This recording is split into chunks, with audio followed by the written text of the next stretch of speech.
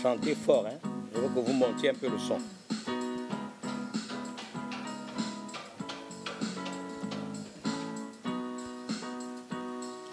Tu es mon espérance, en toi seul je mets ma confiance.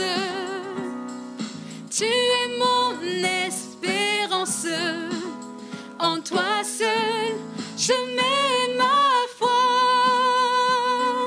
Tu es mon espérance, en toi seul je mets ma confiance. Tu es mon espérance, en toi seul je mets ma foi. Je ne serai pas déçu, je ne serai pas déçu, car c'est en toi que repose mon salut. Je ne serai pas déçu, je ne serai pas déçu, car c'est lui que je jusqu'à vainqueur. Tu es mon espérance, en toi seul je mets ma confiance. Tu es mon espérance, en toi seul je mets ma foi. Tu es mon espérance, en toi seul je mets ma confiance. Tu es mon espérance, en toi seul je mets ma foi. Je ne chancellerai pas, je ne chancellerai pas, car tout ce que tu dis, ta main l'accomplit. Je ne chancellerai pas, je ne chancellerai pas, car tes promesses s'accomplissent toujours. Tu es mon espérance, à toi seul je mets ma confiance. Tu es mon espérance, en toi seul je mets ma foi. Tu es mon espérance, en toi seul je mets ma confiance.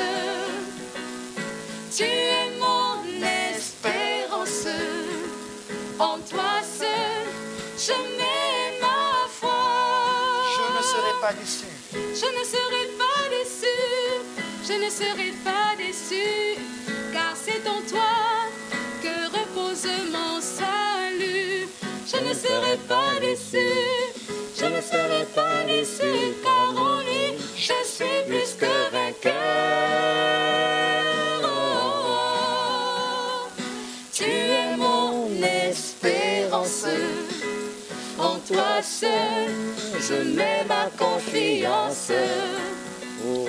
Tu es mon espérance, en toi seul je mets ma foi. Tu es mon espérance, en toi seul je mets ma confiance. Tu es mon espérance, en toi seul je mets ma foi.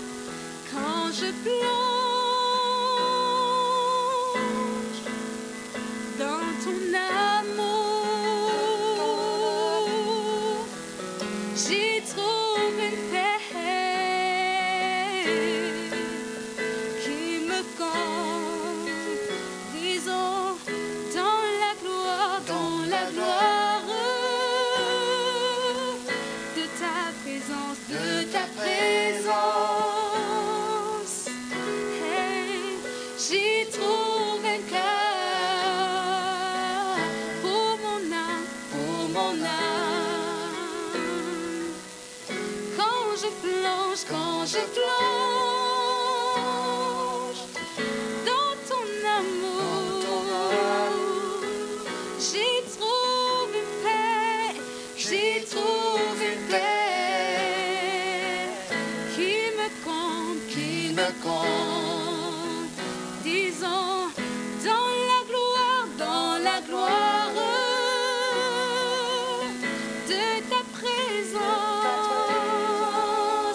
j'y trouve un calme, j'y trouve un calme pour mon âme. Quand je plonge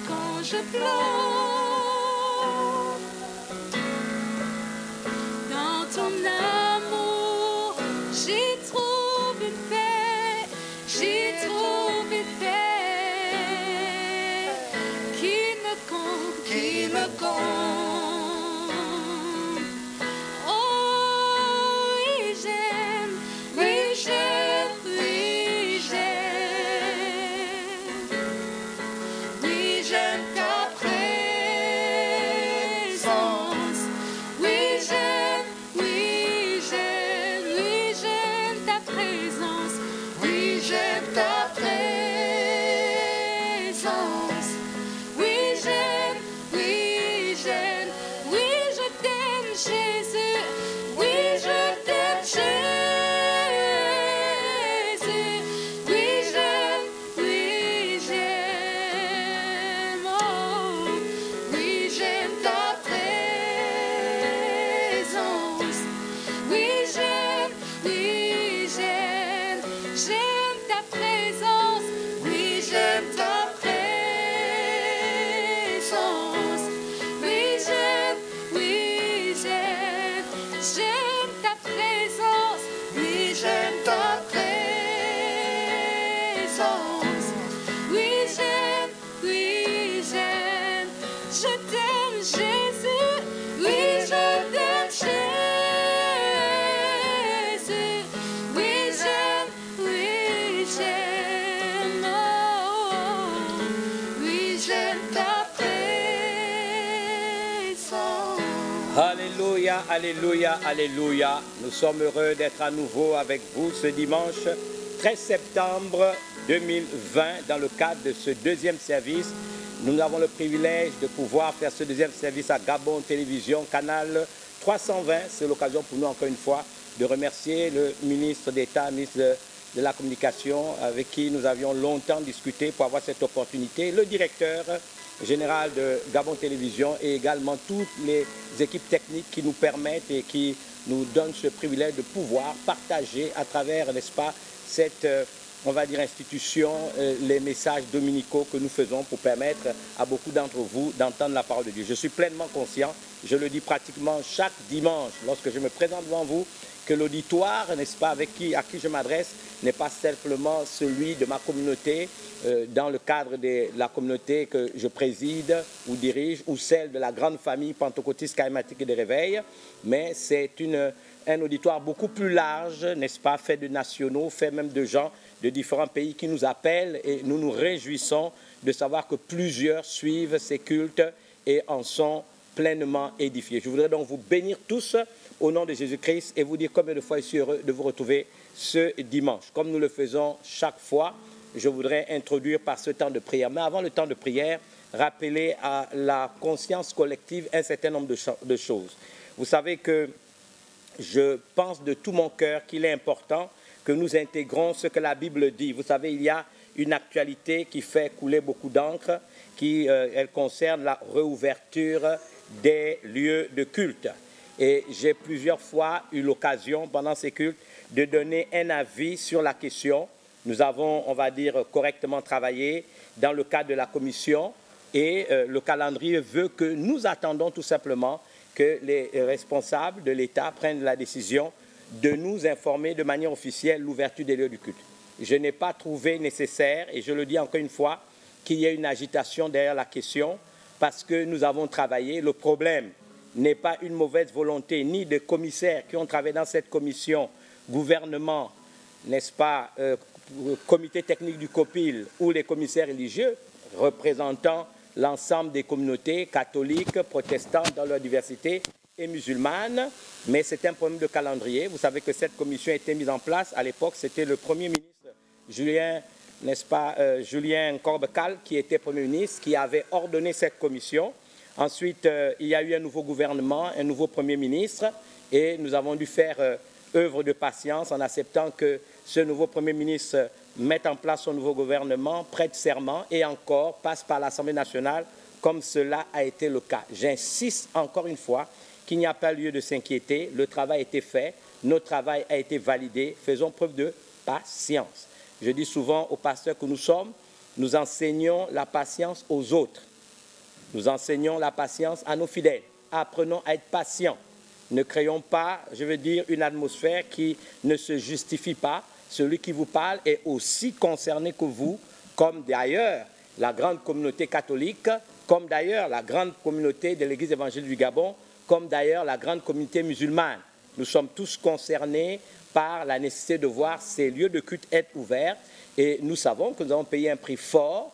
Nous sommes pleinement conscients que pendant des longs mois, presque au-delà de 6 mois, nous n'avons pas pu avoir l'occasion de rassembler nos fidèles, de leur apporter notre amour, notre présence, n'est-ce pas, de leur apporter tout simplement toute, n'est-ce pas, la compassion, l'amour, le soutien spirituel dont ils ont besoin. Nous sommes tous concernés, mais nous n'avons pas besoin de nous agiter, de faire du bruit pour une question qui est déjà actée au plus haut niveau de l'État, mais pour un problème de calendrier, les choses n'ont pas pu se faire à la vitesse que nous souhaitons. Je vous prie encore, et vous savez, ce matin, plein de personnes m'ont appelé, j'ai vu des articles sur Facebook, j'ai même été insulté en racontant des histoires, mais comme je l'ai dit à ceux qui me l'ont dit ce matin, ma conscience ne me reproche absolument rien. Je suis pleinement convaincu qu'on n'est pas obligé de s'agiter pour obtenir quelque chose. La Bible dit dans Jacques chapitre 3, verset 17, et je commencerai même à partir du verset 16, « Car là où il y a un zèle amer et un esprit de dispute, il y a du désordre et toutes sortes de mauvaises actions. La sagesse d'en haut, donc celle qui vient de Dieu, est premièrement, la Bible dit, pure, ensuite pacifique, ensuite modérée, conciliante, pleine de miséricorde et de bons fruits, exempte de duplicité et d'hypocrisie, parce que le fruit de la justice est semé dans la paix par ceux qui recherchent la paix. » Donc, nous ne tomberons pas dans ce piège. Moi, personnellement, je refuse de tomber dans ce piège. Je dis encore une fois, et j'espère, le ministre de l'Intérieur nous suit certainement, le Premier ministre, les membres du gouvernement, le Président de la République et toutes les institutions, la liberté de culte et de conscience est une liberté reconnue. Elle est fondamentale dans notre Constitution. Mais il y a eu une pandémie. Nous étions au courant que les lieux de culte devaient être fermés. Nous pensons que la pandémie a diminué fortement et que nous pouvons à nouveau commencer nos activités et faire en sorte surtout que nous soyons aussi, on va dire, un cadre qui permet ce que j'ai appelé en français la sensibilisation. Les fidèles qui viennent dans nos églises ou dans nos lieux de culte, parce qu'il n'y a pas que des chrétiens, ce sont les mêmes qui vont à Montboîte, ce sont les mêmes qui vont dans les supermarchés, ce sont les mêmes qui vont, n'est-ce pas, dans des rencontres, elles peuvent être syndicales ou de tout autre ordre, et ils peuvent venir à l'église, respecter les mesures barrières, sortir de l'église ou de nos lieux de culte et de ne pas respecter les mesures barrières. Vous avez donc à vos côtés des partenaires qui vont faire de la sensibilisation. Les églises ont été visitées, les mosquées ont été visitées. On a pu se rendre compte qu'un certain nombre se sont déjà organisés. Nous avons accepté l'idée que des visites inopinées vont continuer pour s'assurer que nous respectons ces mesures barrières. Mais il y a un avantage de voir ces communautés, ces lieux de culte être ouverts, parce que tout simplement, nous allons faire de la sensibilisation et faire en sorte que nos nombreux et milliers fidèles ne respectent pas seulement les mesures barrières en venant à l'église. Nous allons les sensibiliser pour qu'ils le fassent chez eux, pour qu'ils le fassent partout où ils iront. Donc c'est un avantage parce que nous avons tous à gagner de voir cette pandémie s'estomper et sortir, n'est-ce pas, pour que nous reprenions une vie et des activités tout à fait normalement. Donc encore une fois, nous qui sommes des ministres du culte, nous devons faire preuve de patience, mais également de réserve. Nous ne sommes pas des activistes, je ne le suis pas. Nous sommes des ministres du culte. C'est nous qui enseignons la parole de Dieu. Nous ne devons pas être extrémistes, nous ne devons pas être violents. Nous avons le droit de revendiquer des droits qui nous sont reconnus, même par la loi. Mais nous n'avons pas ni insulté, ni à menacer, et surtout pas insulté, comme je l'ai vu sur Facebook. Je ne l'avais même pas lu, mais plein de personnes m'ont appelé pour me dire de regarder l'article. Et comme le dit la Bible, je l'ai redit, comme je l'ai dit à plusieurs personnes ce matin, Romains chapitre 9, verset 1, je dis la vérité en Christ, je ne mens point, ma conscience m'en rend témoignage par le Saint-Esprit. Ce qui compte, c'est ma conscience. Si vous avez une conscience qui ne vous reproche rien, vous n'avez pas à vous plaindre. Maintenant, ceux qui font ce jeu, c'est parce qu'ils n'ont pas d'argument. Quand on n'a pas d'argument, alors on cède aux insultes, on cède aux mensonges, on cherche à blesser, mais vous n'avez même pas besoin de blesser parce que, comme vous, moi aussi, je veux que les communautés religieuses retrouvent leur activité de façon tout à fait normale, mais nous ne sommes pas obligés de nous ouvrir à des comportements bestiaux. C'est ce que je voudrais dire ici pour dire aux gens, soyons calmes. Nous ne pouvons pas être en même temps ceux qui prient pour la nation et en même temps ceux qui sont, je dirais, des incendiaires. Nous devons faire très attention et surtout rappeler à chacun d'entre nous que les communautés religieuses ont également ce que j'appelle des objectifs et des buts. Nous ne sommes pas des activistes, nous ne sommes pas des partis politiques, nous sommes des ministres du culte et dans le cadre, n'est-ce pas, des activités ecclésiastiques, nous avons des objectifs, le salut des âmes. L'apostolat, selon Romains chapitre 1, verset 5, c'est amener à l'obéissance de la foi tous les païens. C'est ce que la Bible nous dit. Et rappeler, encore une fois, ce que j'appelle une liturgie qui nous est imposée dans la parole de Dieu. Prier pour tous les hommes, prier pour les rois, pour tous ceux qui sont élevés en dignité, pour qu'ils mènent une vie, nous menions une vie paisible et tranquille. C'est le même message récurrent que je rappelle à chaque fois. Nous ne pouvons pas en même temps avoir de la haine, de nourrir, n'est-ce pas, des rancœurs et être des intercesseurs. Ça ne marche pas comme ça. La symbolique de l'intercession dans la Bible, c'est la tribu de Nephtali. Et le symbole de la tribu de Nephtali, c'était un cerf. Et le cerf n'a pas de vésicule biliaire. La vésicule biliaire, ce qu'on appelle la rate ou ce que vous voulez. Donc, il n'y a pas d'amertume chez un intercesseur. Nous ne pouvons pas, en tant qu'intercesseur, arbitre entre Dieu et les hommes, nourrir nous-mêmes des frustrations que nous devons, n'est-ce pas, enlever dans la vie de nos compatriotes, des hommes, quel que soit leur rang, grade et qualité. C'est la raison pour laquelle j'insiste encore sur ces valeurs, pour que vous et moi, nous puissions les respecter.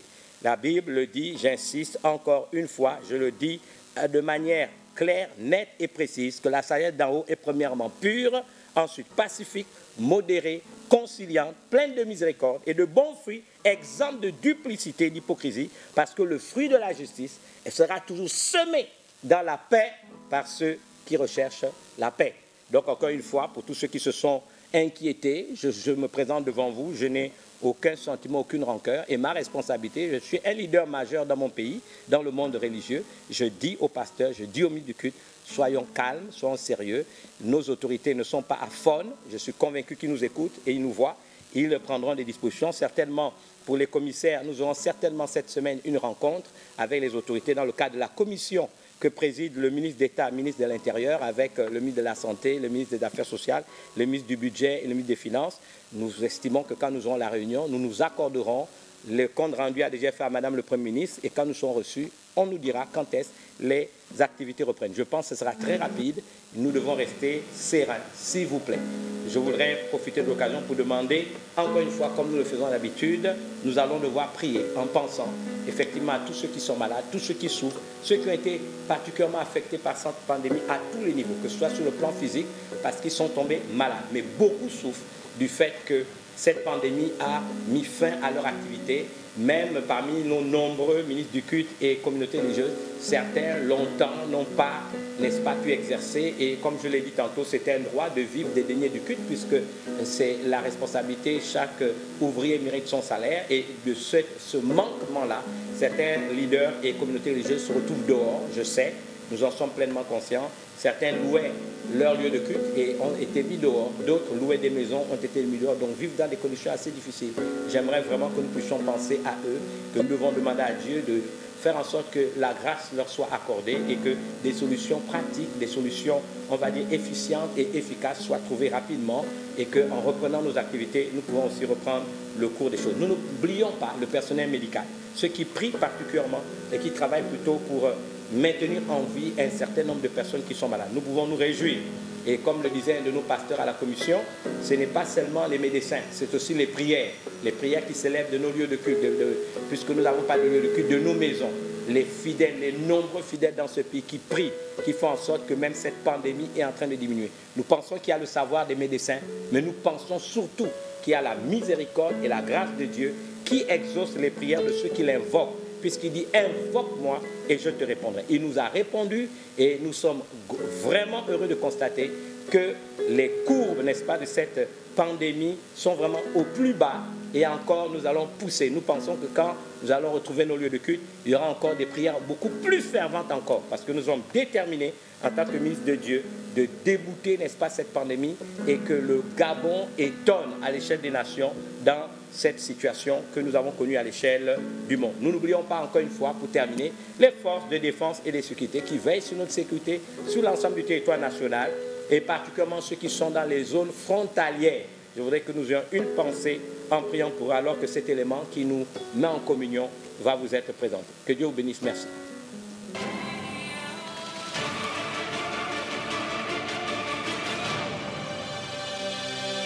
Règne, ô Dieu, sur le Gabon ta demeure, sur ton centre spirituel d'Afrique, Seigneur.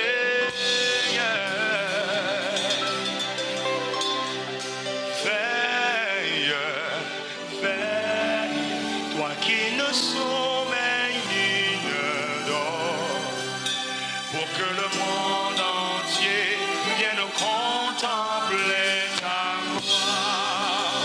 Au Gabon, ô Seigneur, étends ta main, toi le prince de paix du Gabon, étends ta main, Seigneur.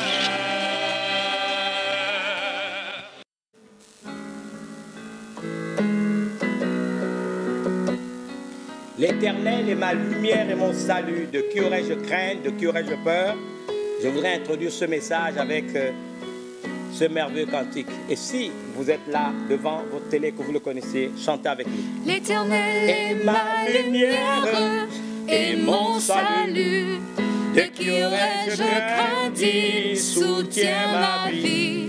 Il est mon refuge et ma forteresse. Je n'ai pas peur. L'Éternel est ma lumière et mon salut. De qui aurais-je crainte? Il soutient ma vie. Il est mon refuge et ma forteresse. Je n'ai pas peur.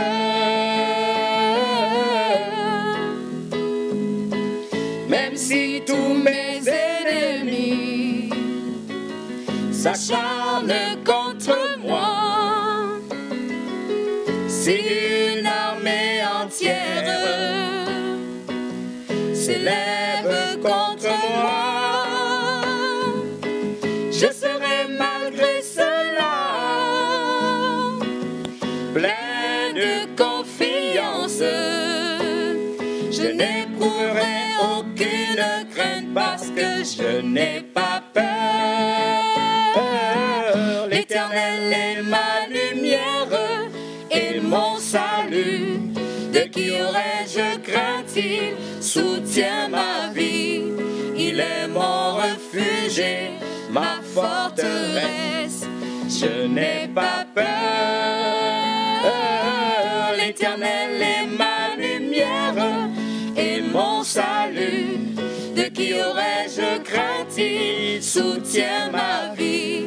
Il est mon refuge et ma forteresse. Je n'ai pas peur.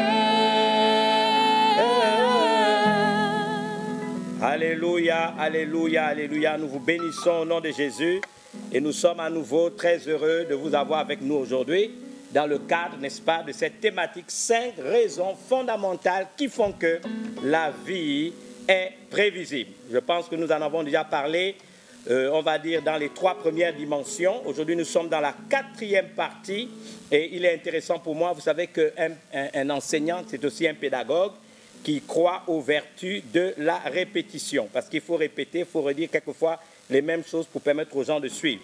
Dans cet grand ensemble sur les 5 raisons fondamentales qui font que la vie est prévisible, j'ai proposé, après une introduction, de vous donner 5 raisons fondamentales. La première, on a parlé du fait ou de la nécessité de connaître ce qu'on appelle les lois de la vie. Ensuite, nous avons développé dans la 2e partie, connaître les lois, n'est-ce pas, qui sont des principes de vie. On vous a parlé de la loi Nomos qui simplement est la loi, n'est-ce pas, qui fait en sorte que s'il y a un feu rouge, vous ne devez pas l'interdire, vous n'avez pas le droit de tuer quelqu'un, vous n'avez pas le droit de mentir, de salir la réputation, comme c'est à la mode aujourd'hui des gens, n'est-ce pas, qui ne vous ont rien fait. Ça, c'est la loi nomos. Et si vous violez cette loi, vous allez en prison. Ça, c'est une loi. Mais vous avez la loi Antolé, qui est un principe, comme la loi de la gravitation. Que vous soyez bon ou que vous soyez mauvais, on prend le révérend Francis Michel Badinga au 5e étage, on lui demande de se lancer dans le vide, il va tomber, la mort est certaine. Il va se briser la nuque, il va mourir, n'est-ce pas? Il a beau être révérend pasteur, tous les titres ecclésiastiques que vous voulez vous lui donner, il a beau, n'est-ce pas, promouvoir ou vivre avec des lois de la moralité, n'est-ce pas, et tout ce que vous voulez. Vous prenez aussi un prisonnier qui a assassiné des gens, un violeur de femmes, etc., même un cannibale, vous lui faites la même chose, vous lui demandez de se jeter du 5e étage, la loi Antolé va s'appliquer, c'est un principe, la loi de la gravitation universelle, il va mourir lui aussi, il va se casser la nuque, il mourra. Donc qu'on soit bon ou qu'on soit mauvais, lorsqu'on applique une loi Antolé, qui est un principe, il y a un résultat positif. Si on viole aussi ce principe, il y a un résultat négatif. Donc, c'est toutes ces choses que nous avons tenté d'expliquer. Aujourd'hui, je vais vous parler de la loi de la cause et de l'effet. Dans la 4e partie, vous savez, il y a plein de choses à dire sur, n'est-ce pas, la loi est prévisible. On peut trouver plus d'une centaine de lois. Mais j'ai essayé de condenser l'enseignement pour me limiter à 5 lois que j'ai estimées les plus importantes. Il y en a d'autres. Et comme je l'ai dit, quand l'ouvrage va sortir, il y a déjà un ouvrage, n'est-ce pas, Croire à la restauration. Maintenant, tu n'es pas né pour accompagner les autres. À l'intérieur de cet ouvrage, vous pouvez le commander, vous avez nos numéros de téléphone. Vous aurez beaucoup plus de détails sur, n'est-ce pas, ces choses que je suis en train de vous enseigner. Mais j'aimerais vous dire qu'aujourd'hui, je veux m'appesantir sur la loi de la cause et l'effet en rappelant, en insistant sur quelque chose qui a été dernièrement dit. Dernièrement, j'ai posé une question. À quoi vous occupez votre temps? À quoi vous occupez votre temps? Dans la Bible, il nous est dit que rachetez le temps car les jours sont mauvais. Le temps est une monnaie que Dieu a mis à la disposition de tous les hommes. Il y a le dollar, il y a le yen, il y a, n'est-ce pas, l'euro, il y a le franc CFA, il y a, n'est-ce pas, le dirham. Vous avez toutes les monnaies qui existent, le pesos, dans le monde. Mais une monnaie d'échange que Dieu a donnée à tous les hommes, c'est le temps. Qu'est-ce que nous faisons de notre temps? Et quelquefois, les gens, qu'est-ce qu'ils font? Ils vont passer leur temps à simplement nourrir des mauvaises pensées, des mauvaises idées, et tout simplement à ne pas comprendre que ce temps-là, ils doivent le racheter et faire quelque chose de ce temps. La deuxième chose qu'on a cherché à comprendre, dans ce que nous avons parlé de la source de la vie qui est en Dieu, c'est que notre vie a plus de valeur que tout. Je vous réinvite à relire un texte qu'on a lu, Matthieu chapitre, je crois, 6, versets 24 à 34. On dit de ne pas nous inquiéter de ce que nous mangerons, de comment nous serons vêtus, etc. Chaque jour suffit sa peine. Mais ce qui est le plus important dans le texte, c'est qu'il nous a été dit que la vie n'est-elle pas plus que, dans le plus gros potentiel, un potentiel exponentiel que Dieu a mis à nos dispositions, c'est notre propre vie. Qu'est-ce que je fais de ma vie? Qu'est-ce que je fais de la vie qui m'a été prêtée? Je dis souvent que la vie est un don qui m'a été prêté. Je devais rendre compte à celui qui a la source de la vie qui nous a été donnée. D'où le psaume 90. On nous dit que la vie de l'homme est de 70 ans, pour les plus robustes jusqu'à 80 ans. Et au verset 12, on dit « Enseigne-moi à bien compter mes jours, afin que nous appliquions notre cœur à la sagesse. » Quelle est cette sagesse que vous appliquez pour ne pas perdre du temps et donner de la valeur à votre vie? J'ai conclu donc dimanche dernier, pour que nous puissions suivre la logique, n'est-ce pas, en parlant maintenant de la loi, de la cause de l'effet, que l'énergie divine, l'énergie créatrice de Dieu, qu'est-ce qu'elle fait? Elle va là où notre attention va. Vous savez, intuteustou en latin signifie tout simplement imprégné de l'Esprit de Dieu, et c'est de ce mot qu'est sorti un autre mot, l'enthousiasme. Quelqu'un qui est enthousiasmé, passionné dans tout ce qu'il fait, il libère en lui une énergie. On appelle ça imprégné de l'Esprit de Dieu. Il n'y a que l'Esprit de Dieu qui peut, n'est-ce pas, favoriser un tel comportement. D'où ce qui est écrit. La Bible dit de manière claire, c'est Dieu qui produit en nous le vouloir et le faire selon son bon plaisir. C'est lui qui produit en nous le vouloir et le faire. Si nous ne sommes pas enthousiasmés, si nous ne sommes pas intuteustou, c'est lui qui produit en nous le vouloir et le faire. Et ça, c'est important. C'est lui qui produit en nous le vouloir et le faire selon son bon plaisir. Donc, il a préparé des bonnes choses afin que vous et moi, nous puissions les vivre, mais nous devons être enthousiastes. Nous devons être enthousiasmés. In tutte ustu, c'est-à-dire tout simplement imprégnés de l'Esprit de Dieu. Donc, dans la loi de la cause et de l'effet, qui est la 4e partie, nous devons savoir que tout ce qui nous arrive est le fruit des choix que nous avons délibérément faits. On a lu dans Job 3, je crois, ce que je crains, c'est ce qui m'arrive, ce que je redoute, c'est ce qui m'atteint. Ce n'est pas le diable qui l'avait fait. On a déjà vu que le diable s'est, n'est-ce pas, entretenu avec Dieu. Et Dieu a dit au diable, n'est-ce pas, as-tu vu mon serviteur Job? Et le diable l'a reconnu, mais tu l'as béni, ces troupeaux couvrent le pays. Et le diable a dit à Dieu, et tu as mis autour de lui une haie de protection que personne ne peut briser. Et Satan a sollicité Dieu, il lui a dit, mais laisse-moi le toucher, laisse-moi l'éprouver. Et tu verras. Mais Dieu a dit, ok, vas-y, parce que Dieu, dans ce pari qu'il fait de faire confiance à Job, il se disait que Job, qui est déjà entouré d'une protection, d'une haie de protection, saura se défendre. Mais qu'est-ce qui s'est passé? Il s'est passé tout simplement que M.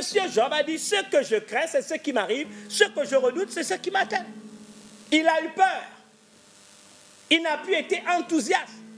Dans son comportement, vous savez, les émotions qu'il a nourries, les pensées qu'il a entretenues, c'était des semences qu'il a semées dans sa vie et ces choses lui sont arrivées. D'ailleurs, dans Galates chapitre 6, verset 7 à 9, ne vous y trompez pas, on ne se moque pas de Dieu. On nous dit, ce qu'un homme aura semé, il le moissonnera aussi. Ce que tu sèmes, tu le récoltes.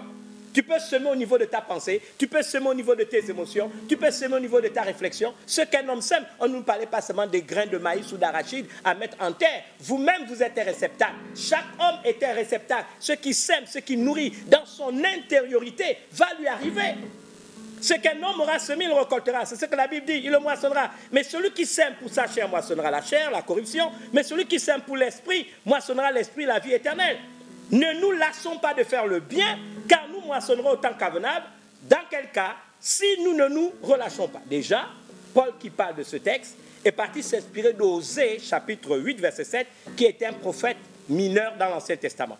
Il dit ceci, puisqu'ils ont semé le vent, ils moissonneront la tempête. Ils n'auront pas un épi de blé, ce qui poussera ne donnera pas point de farine, et s'il y en avait, des étrangers la dévoreraient. Donc, le problème est là. Qu'est-ce que vous semez à longueur de journée? Vous savez, avec les réseaux sociaux, je suis surpris. Celui qui vous parle, j'ai une ligne de diffusion de plus de 2000 personnes à l'échelle des nations, pas seulement au Gabon, en France, en Tunisie, au Congo, en Guinée équatoriale et ailleurs. Plusieurs pays, aux États-Unis, partout. Et chaque matin, ils ont la possibilité de recevoir une méditation pour les coacher, pour les motiver, pour les booster. Et le matin, après mon temps de prière personnelle, mon temps de méditation, donc il faudrait que soit je m'enregistre, soit je fasse passer, n'est-ce pas, ces petites méditations qui vont entre 3 minutes et demie et qui ne dépassent pas 6 minutes. Et je suis surpris que quand j'ouvre mon téléphone, je découvre que des gens étaient en communication à 0 heure, donc à minuit, minuit 5, minuit 10, minuit 15, minuit 20, minuit 25, minuit 35, minuit 40, minuit 1 heure, 2 heures, 2h10, 2h05, 3h, 3h05, 3h06, 4h, 4h, 5h, 6h, 7h. Je me pose la question, ils dorment quand? Ça veut dire qu'il y a des gens qui passent tout leur temps à être distraits par les réseaux sociaux, à la recherche de mauvaises nouvelles, à la recherche de mauvaises choses. Vous vous occupez de votre vie quand? Vous vous occupez de la réalisation. Vous savez, la foi vient de ce qu'on entend vient de la parole de Dieu. Tout ce que nous ingurgitons a un effet indéniable sur notre vie.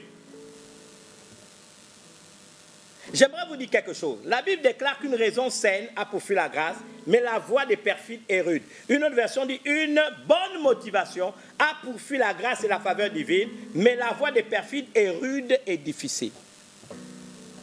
Vous savez, vous pouvez avoir accès à un principe biblique. Et maintenant, vous décidez de l'appliquer, mais dans le but d'assouvir une mauvaise motivation, le principe ne va pas marcher. Je donne un exemple. Comme hier après-midi, j'ai eu la grâce de pouvoir être à l'inauguration d'un bateau là-bas du côté de Port-Molle qui va faire Port-Gentil-Libreville pour le fret. Un jeune compatriote gabonais m'a invité et m'a demandé d'aller prier pour ça. Je voudrais bénir Blaise Badinga pour la merveilleuse cérémonie qui s'est passée hier. Et j'ai posé la question à l'auditoire puisque l'occasion m'a été de faire un petit mot en quelques minutes. On dit qu'il y a la pandémie, on dit qu'il y a la crise. Pourquoi ce jeune compatriote au moment où il y a la crise de la pandémie, réussi à inaugurer un bateau qui va faire le fret. Et j'ai tenté d'expliquer parce qu'il est focalisé sur ses objectifs. Parce qu'il pense solution. Il a vu un besoin et il a pensé qu'il pouvait répondre à ce besoin. Maintenant, regardez, quelqu'un peut dire, parce qu'il était hier à cette cérémonie, moi aussi je veux faire comme lui. Il va essayer de payer un bateau, faire la même chose, ça ne marchera pas. Pour la simple raison que sa motivation n'est pas bonne. Il n'a pas la niaque pour le faire. Si je fais pour faire de la mêmeté ou pour faire du plagiat, ça ne va pas marcher. On ne s'improvise pas. C'est pour ça qu'on dit que la vie est prévisible. On ne s'improvise pas. Ce n'est pas des choses qu'on improvise. C'est la raison pour laquelle j'aimerais insister, s'il vous plaît, ici. On parle de la loi, de la cause et de l'effet. Les effets, il y a une cause. Si j'ai de la fièvre, on va vous dire tout de suite, un bon médecin qui va vous diagnostiquer, même sans vous avoir touché, j'ai de la fièvre, il va vous dire, touchez vos aisselles, touchez, n'est-ce pas, votre cuisse, l'aile, touchez quelque part. Avez-vous un ganglion? Et si vous dites, oui, j'ai un ganglion, il va vous dire, peut-être vous faites une infection. Et on va commencer à diagnostiquer pour découvrir la cause du mal qui vous ronge. La vie, c'est la même chose. Ce que nous semons dans notre intériorité, nous allons, n'est-ce pas, le récolter. Mais avant d'y arriver, permettez-moi de vous dire quelque chose. Parce que la vie est plus que tout. J'aimerais dire à chacun d'entre vous que, encore une fois, certains le savent, je suis un professeur en philologie, j'enseigne dans nos facultés l'hébreu biblique et le grec biblique. Mais concernant, on va dire, la culture biblique hébraïque, les Juifs, qui sont puissants dans ce monde, ce petit État qu'on appelle Israël, très puissant, ils ont une mentalité de vainqueur. Ils ont connu 4 exils, ils ont connu la Shoah, donc on va dire un génocide de plus de 6 millions de Juifs qui ont été tués, déportés, mais l'État continue à exister, il continue à avancer malgré toutes les péripéties de l'existence. Mais il y a des choses auxquelles ils croient. Tous les matins, ils ont 2 prières. Mais avant de faire une prière populaire qui est connue par plusieurs personnes, cette prière est écrite en hébreu. On dit Shema Israël Adonai Eloheinu Adonai Yera. Ça veut dire, écoute Israël, l'Éternel est notre Dieu, l'Éternel est un. Il célèbre l'unicité de Dieu. Avant cette prière connue de beaucoup de personnes, ils font une autre prière. Cette prière-là, ils disent Baruch Ata Adoshem Yoser Ur Ober Orshek. Ça veut dire quoi? Ça veut tout simplement dire béni sois-tu éternel, générateur de la lumière et créateur de l'obscurité. J'ai toujours été très intrigué par cette prière. Écoutez bien. Ils disent béni sois-tu éternel, générateur de la lumière, mais créateur de l'obscurité. J'ai été intrigué et je voudrais commencer la chute pour que vous compreniez pourquoi je parle de la cause et de l'effet. Certains justifient leur échec du fait des épreuves, du fait de situations difficiles par lesquelles ils passent. Certains justifient leur échec parce qu'ils ont un alibi. Leur alibi, c'est le diable, même quand le diable fait la sieste. Certains justifient leur échec parce qu'il y a la crise, parce qu'il y a la pandémie, parce que je n'ai rien fait. Un jeune homme diplômé, il a fait un grand diplôme, je ne sais pas dans quel pays, à Yale ou bien, n'est-ce pas, Oxford ou à Paris 4 ou à la Sorbonne, je ne sais pas où au Japon, en Russie, peu importe. Et quand il rentre au Gabon, il reste 6 mois, il n'a pas de travail et il justifie que parce qu'il n'a pas de travail, sa situation, et on va accuser le gouvernement, on va accuser les parents. Si ce n'est pas le gouvernement, c'est la grand-mère qui est au village, qui ne sait même pas parler français, qui est sorcière et qui vous empêche de réussir. Vous savez pourquoi? Ce sont des alibis mensongers. Parce que justement, on doit comprendre le sens de cette prière. Baruch Ata Adoshem Yoser Ur Boré Hoshek. Béni sois-tu, éternel, générateur de la lumière, créateur de l'obscurité. Je vais vous dire quelque chose. Chez Dieu, dans leur façon de penser et auquel je crois, il n'y a pas d'obscurité. Si vous lisez le premier verset de la Bible, au commencement, Dieu créa les cieux et la terre. La terre était informe et vide. on dit un magma, on dit un trou sans fin d'où émane une vapeur ténébreuse. Donc la terre était informe et vide. Il y avait, n'est-ce pas, des ténèbres, mais la bonne version recherche que vous trouvez en Bible, c'est il y avait de l'obscurité, n'est-ce pas, à la surface de la Bible, et l'Esprit de Dieu se mouvait au-dessus des eaux. Première chose à vous dire, cette création de Dieu n'a pas été créée par la parole. C'est des choses qui existaient du fait de l'émanation de Dieu. Au commencement, Dieu crée le ciel et la terre, mais on ne dit pas qu'il a parlé pour créer le ciel et la terre. On dit que la terre était informe et vide, il y avait des ténèbres, l'obscurité qui était là. C'est une obscurité, mais est-ce que cette obscurité, c'était le noir? Il y avait des eaux avant qu'il ne crée les eaux, et il y avait son souffle, son esprit. J'avance. Chez Dieu, il n'y a pas de ténèbres. Ça veut donc dire quoi? Si vous lisez, par exemple, le texte de l'Ancien Testament, certains textes de l'Ancien Testament, ou bien je vais commencer par un texte du Nouveau Testament, quand il s'agit d'épreuves, Paul dit dans 2 Corinthiens 4, 17 à 18 que « Car nos légères afflictions du moment présent produisent pour nous, au-delà de toute mesure, un poids éternel de gloire, parce que nous regardons non pas aux choses visibles, mais à celles qui sont invisibles, car les choses visibles sont passagères et les invisibles sont éternelles. » J'ai été choqué par ce texte. Comment Dieu peut-il affirmer que nos légères afflictions du moment présent produisent pour nous, donc en notre faveur, au-delà de toute mesure, un poids éternel de gloire? Si je suis dans le deuil, comment Dieu peux-tu appeler ça légère affliction du moment présent? Si je subis une injustice, comment tu peux appeler ça légère affliction du moment présent? Si je suis persécuté, comment peux-tu appeler ça légère affliction du moment présent? Si je suis une femme stérile, je suis oppressée par ma belle famille, je ne suis pas capable de donner un mari, des enfants à mon mari qui m'aime et pourtant, comment toi, Dieu, peux-tu appeler ça légère affliction du moment présent? Comment peux-tu, Dieu, affirmer que cela va produire à mon avantage, au-delà de toute mesure, un poids éternel de gloire? Vous regardez ici, nous sommes à Gabon Télévision et il y a des spots lumineux. Si je m'avance, alors que des techniciens ici me regardent, devant certains, si je fixe ce spot lumineux, je vais être aveuglé.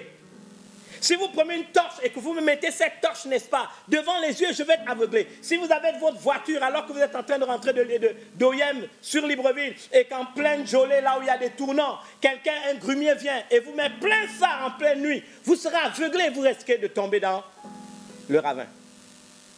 Quelle est la pensée biblique? C'est que souvent, les épreuves par lesquelles nous passons, les situations difficiles, n'est-ce pas, que nous expérimentons, nous avons une première réaction. Qu'est-ce que nous disons? Je ne comprends pas pourquoi ça m'arrive. Pourquoi moi? Qu'est-ce qui m'arrive? Je ne comprends pas. Je ne sais plus me situer. Je ne sais plus où je suis. En réalité, quand elle dit que ce sont des afflictions, légères afflictions du moment présent, mais qui vont produire en notre faveur une gloire éternelle, ce qu'on veut nous dire que c'est tout simplement une lumière trop intense qui nous aveugle.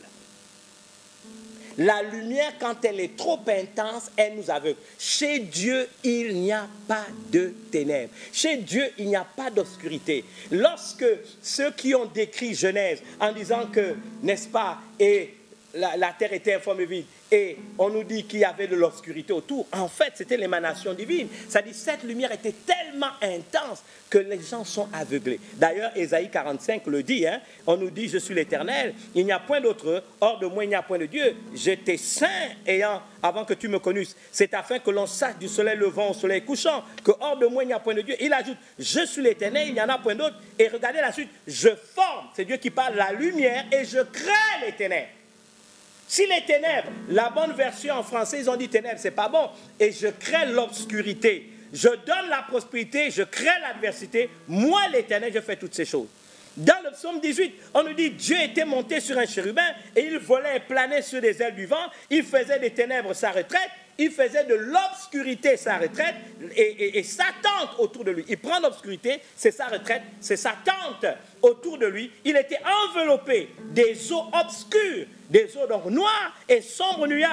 Et de la splendeur qui le précédait s'échappait des nuées, l'encens des grêles et du charbon de feu. Et le psaume 104, verset 1 à 2, mon âme bénit l'Éternel.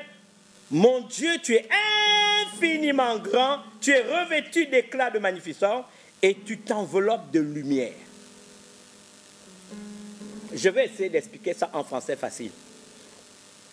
Au commencement, Dieu créa les cieux et la terre. La terre était informe et vide. Il n'y avait que des ténèbres à la surface de l'abîme. Le vrai mot recherche, c'est qu'il y avait de l'obscurité à la surface de l'abîme. Il semble que ce qu'on essaie de voir, c'est l'émanation divine. Il est tellement glorieux, il est tellement saint, il est tellement illuminé que ces ténèbres-là, ce n'était pas le noir. C'était une lumière qui aveuglait. Dans Philippiens, on nous parle, non, dans Timothée, d'une lumière inaccessible et qui aveuglait. Et l'Esprit de Dieu se mouvait au-dessus des autres. Dieu dit que la lumière soit. Pourquoi il a créé d'abord la lumière? C'est ce qu'on a vu dans le sujet de prière de tout à l'heure, des Juifs, des Hébreux. Baruch ata Adoshem Yotzer Ur Boré Rocher. Béni sois-tu, Éternel, générateur de la lumière, créateur de l'obscurité. Pourquoi ils font cette prière? Parce que tout simplement ce qu'ils ont compris et que vous et moi, nous devons comprendre. Quand l'épreuve vient, c'est comme une obscurité. Mais derrière cette obscurité qui doit créer en nous un poids éternel de gloire, nous devons avoir une réaction, se dire, la lumière est tellement intense que Dieu veut m'enseigner dans cette situation. J'ai besoin d'une lumière plus faible, moins intense pour comprendre, pour que mon entendement s'ouvre. C'est pour ça que Dieu a ensuite, par le verbe, par la parole, au commencement était la parole, Jean 1:1, et la parole était avec Dieu, et la parole était Dieu lui-même. Rien de ce qui était fait n'a été fait sans cette parole. En cette parole était la vie, écoutez la suite, et la vie était la lumière des hommes. Nous sautons, Jean 1:14. La Bible déclare, et la parole a été faite chair, elle a habité parmi vous, parmi nous, pleine de grâce et de vérité. On saute encore, Jésus lui-même se présente, lui qui est la parole faite chair, je suis la lumière du monde. Je suis la lumière du monde. Celui qui me suit ne marchera pas dans les ténèbres, ne sera pas maintenu dans, on va dire, une posture, une position d'incompréhension. L'épreuve arrive, la souffrance arrive, des choses, n'est-ce pas, dont nous n'avons pas la compréhension. Si nous intégrons que c'est une lumière intense qui nous aveugle, nous ferons appel à une lumière moins intense pour avoir une compréhension des choses qui sont en train de se passer et trouver des solutions. Qu'allons-nous donc faire?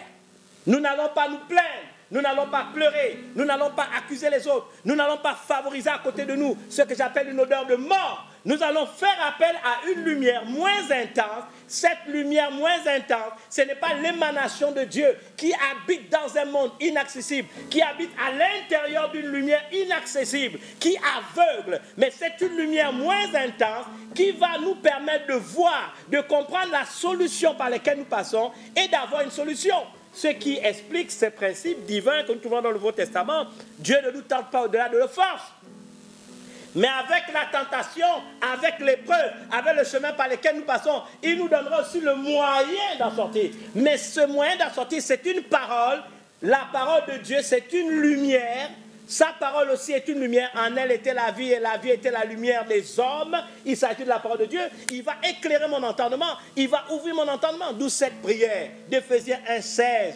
Pierre dit, Paul dit, je ne cesse de prier pour vous afin, n'est-ce pas, que Dieu, n'est-ce pas, illumine les yeux de votre cœur. Ce n'est pas mes yeux physiques, c'est les yeux de mon esprit, les yeux de mon cœur spirituel, centre névralgique de ma vie, qu'il illumine les yeux de votre cœur, afin qu'il vous soit donné, de connaître, parce que les yeux sont illuminés, je connais, afin qu'il vous soit donné de connaître. 1. Quelle est l'espérance qui s'attache à votre appel? 2. Quel est le glorieux héritage qui vous a été réservé en tant que saint? 3. Quelle est l'infinie grandeur de la puissance que Dieu a mise à votre disposition? Donc l'épreuve, la souffrance, les situations difficiles, etc. Je parle ici de la cause et de l'effet, doivent m'amener à semer les bonnes graines, pas des mauvaises graines. À dire, Seigneur, je ne comprends pas ce qui m'arrive. Seigneur, je suis ébloui par ce qui m'arrive. Je ne comprends pas, je ne peux plus me situer. Qu'est-ce qui se passe? Donne-moi une parole. Révèle-moi une lumière moins intense pour qu'il me soit donné de comprendre quel est le chemin par lequel je suis en train de passer, quelle est la solution, quelle est la parole que tu me donnes pour m'en sortir. Les gens passent leur temps à se plaindre. Alors, qu'est-ce que Dieu va faire je vais essayer de conclure maintenant. Qu'est-ce que Dieu va faire? Il va nous donner des moyens biologiques, physiologiques, émotionnels qui nous permettront de savoir où nous en sommes, pour savoir si je suis en train d'être ébloui à travers cette circonstance par quelque chose qui me dépasse, dont j'ai besoin d'une lumière moins intense. Cette lumière moins intense, c'est la parole de Dieu. Vous savez, les mauvais sentiments comme la dépression, la culpabilité, le ressentiment, le désir de vengeance, la colère, la jalousie, la méchanceté gratuite, la cruauté, l'obstination, le mauvais cœur, sont des sentiments qui ne nous aident pas, mais, n'est-ce pas, elles ne nous aident pas, mais nous font du mal. Je dis que nous allons nous trouver ici dans un langage beaucoup plus technique. Je dis, vous allez vous retrouver dans ce que je vais appeler la mauvaise fréquence. Et cela va vous causer des ennuis, des difficultés. Il ne s'agit pas ici d'ignorer, n'est-ce pas, ces choses, mais plutôt de les identifier pour les neutraliser et s'en débarrasser, parce que ces choses vont inéluctablement vous amener à vivre ce que j'appelle une odeur de mort. La jalousie ne paye pas. Le mensonge ne paye pas. La convoitise ne paye pas. La fausseté, le mensonge ne paye pas. Ce qu'un homme sème, il le récolte. Tout ce que vous semez le mensonge, vous le payerez un jour. La méchanceté, vous savez bien aimé, si vous avez un agenda secret, au-delà, n'est-ce pas, des attitudes, des postures que vous mettez, votre nudité sera exposée un jour. Parce que tout ce que nous semons, Jésus dit que les mauvaises choses viennent du cœur. C'est de l'abondance du cœur que la bouche parle. Celui qui vous parle, je n'ai pas besoin d'une minute pour entendre quelqu'un et savoir quelle est réellement la motivation qu'il y a dans son cœur. L'agenda secret qu'il cache. Il peut avoir une posture de saint, il peut avoir une posture de milieu du culte, il peut avoir une posture de 3 fois saint. Vous ne pouvez pas mentir au Saint-Esprit. Pour des gens qui ont du discernement et des gens qui sont même psychologues, s'ils ont vraiment étudié la psychologie de l'homme, ils découvriront en moins de temps qui vous êtes véritablement, parce que vous ne pouvez pas être le contraire de ce que vous êtes de l'intérieur. Qu'est-ce que tu sèmes? Qu'est-ce que tu nourris comme pensée? Quels sont les sentiments que tu nourris? C'est ce qui amène la Bible dans Romains chapitre 12, 2 à dire, ne vous conformez pas au siècle présent, mais soyez transformés par le renouvellement de l'intelligence, afin que vous discerniez ce qui est bon, agréable et parfait. Renouvellement de l'intelligence, renouvellement de l'intelligence, renouvellement de l'intelligence, par la lumière accessible à chacun d'entre nous qu'incarne la parole de Dieu. Mais il y a aussi des bons sentiments, heureusement. Il y a des bons sentiments, heureusement. Il nous faut du bien, ils nous font du bien. Nous les connaissons, l'amour, la passion, l'enthousiasme, la foi, la paix. Voici des bons sentiments. La gratitude, la reconnaissance, l'amour du prochain, la compassion. Toutes ces choses sont des bons sentiments. La gratitude. Il nous appartient de nourrir ces sentiments, de les entretenir pour attirer à nous de bonnes choses et de grandes opportunités. Ça, c'est la bonne fréquence. Vous avez votre téléphone, vous l'allumez et vous dites « je n'ai pas de connexion ». Vous essayez d'aller quelque part, je n'ai pas de connexion, surtout contre nos villages. On essaie de prendre une montagne, on essaie de se souvenir qu'en Colossie là-bas, à quelques minutes là-bas, il y a, n'est-ce pas, une antenne et j'aurai peut-être la connexion. Vous vous connectez à quoi? À des esprits mauvais ou à des bons esprits?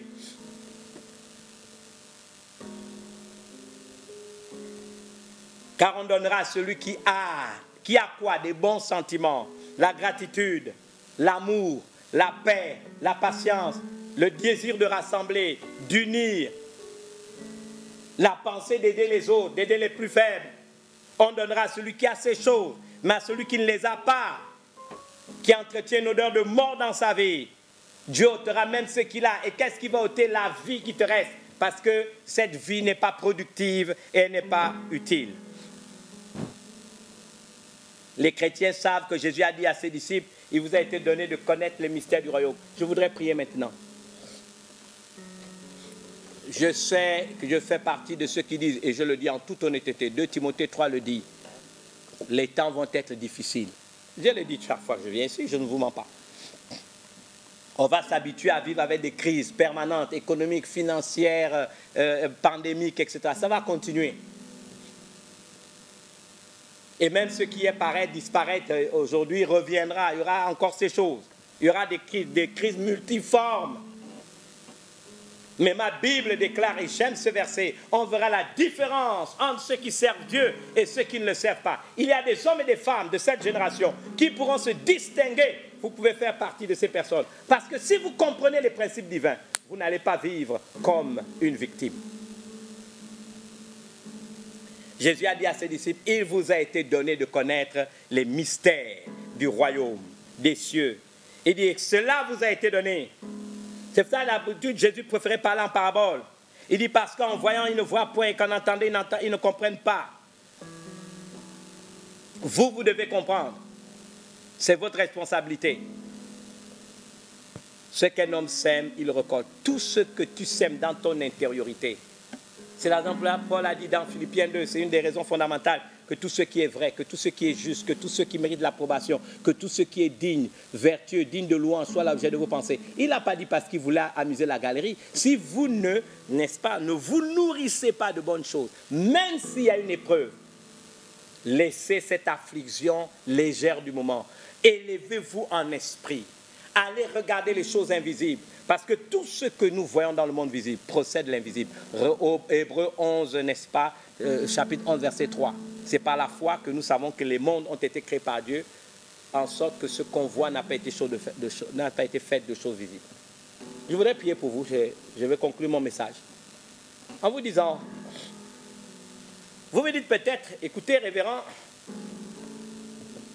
j'ai bien essayé de comprendre ce que vous dites, mais j'ai besoin de progresser dans ces vérités. Mes amis, peu importe vos rangs, grades et qualités, peu importe, vous pouvez être un dignitaire de la République, vous pouvez être un homme d'État, un membre du gouvernement, un député, un membre du Parlement, un homme d'affaires, un millionnaire, un milliardaire, un homme, une femme, un cadre, un élève, un professeur, un recteur d'université, un officier d'une de nos forces de défense et de sécurité, un médecin, un agrégé, un professeur agrégé, ou un simple manœuvre, un simple élève, un simple étudiant, face à ce qui vient, je vous dis la vérité, nous avons un même salaire, une même devise.